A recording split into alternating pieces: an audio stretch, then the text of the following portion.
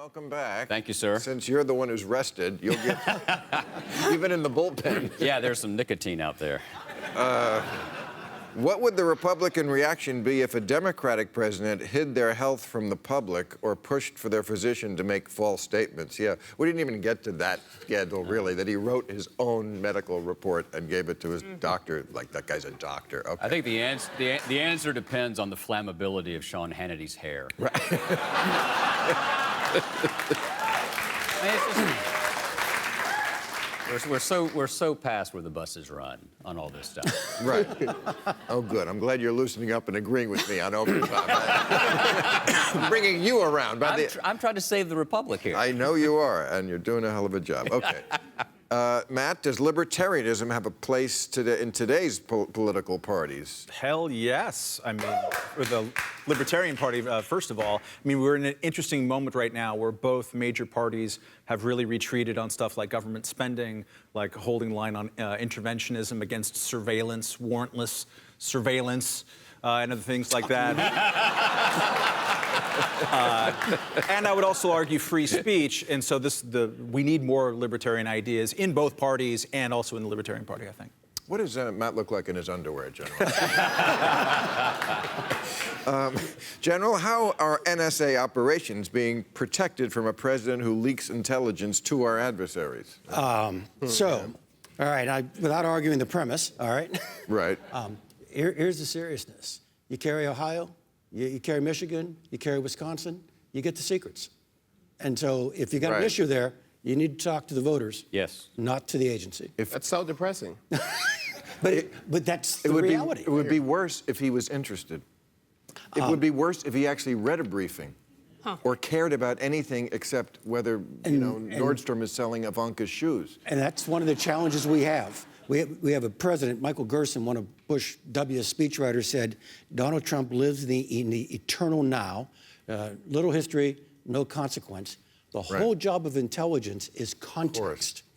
And we just fly by one another. And the long game. Yeah, exactly. That's why we didn't have a hot war when we had a cold war, because it was fought by your people. Yep.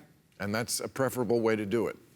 All right. Is there a chance, John, that current partisan divide could become so irreconcilable that America plunges into a second civil war? I don't think so, but you rule nothing out. See, he's coming over to my side. There you go. Because historically, we did have one. I think it's more likely that there'll be a reshuffling of the parties, the elements that belong to the parties. That's happened whenever there's been a failure of consensus on the central issue of the time. So on slavery in the 50s and 60s, on industrialization at the turn of the century, on the role of the state then in the middle of the century, and then chiefly in our own time, the shift from Republicans being the party of Lincoln, truly, to the Democrats being the party of segregationists. They got to stop saying that, the party of Lincoln, The parties switch. Well, yeah, they completely switch. It's just ridiculous. But there's nothing wrong with aspiring to that. Now, of course, the case recently is. But they don't. Well, the case right now is that in 2016, it's the first recorded case of a hijacker boarding a plane and the passenger siding with the hijacker, and that's what happened with Trump. He took over the base. They got rid of the pilots, the Jeb Bushes, and the great moral question right now is who wants to be on the right side of history, as we were talking about earlier, and say this will not stand. Well. To your point, I love when Republicans say they're the party of Lincoln. Like, I love it. I'm like, okay, now, could you act like it? Do it again. Right? I mean, do it again, right? I mean, it's just like when conservatives suddenly are all worried about women's rights and gay rights, right? They bring it up so that they can bash Muslims, but then when it's actually their own policies and actions, they don't do anything to uphold it. But they're when it's convenient.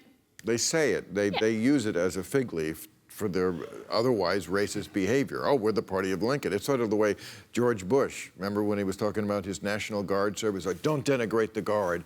Well, in his day, the Guard was a way to get out of the service, and he took advantage of it. When he was president, it was a way to get sent to Iraq. So he conflated those two. Okay. So quickly, the question right now, it seems to me, and the Democrats are going to face it again with Sanders and Warren, and the Republicans are facing it right now, is the central issue is globalization and its implications. And neither party, as it stands, has a coherent answer to that. And the racism, the xenophobia are all related to the fact that people are worried that immigrants are coming in, undercutting them. The data is not very strong on that, of course, which makes it all the more hard to make an intellectual argument about it. Right. Okay. Mayor, as a young Democrat, do you think the party would be better off if Nancy Pelosi announced she would endorse a younger, less polarizing Democrat to be leader? I think Speaker Pelosi or House Leader Pelosi will retire when it's time. I think I've read this Atlantic article that talked about how a lot of the hate she gets is precisely because she's a woman and a woman with power, that she's been one of the most effective party leaders ever.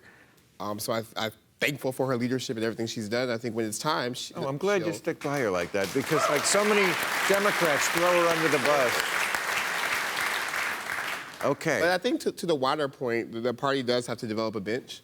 Oh, yeah. But it's not just age, it's ethnicity, it's sexual orientation. That looks like the I think party. we're seeing that. I mean, there are more women candidates than ever this year by a margin that is. Yeah. Okay. All right. Thank you, everybody. Thank you, audience. We will see you next week. And if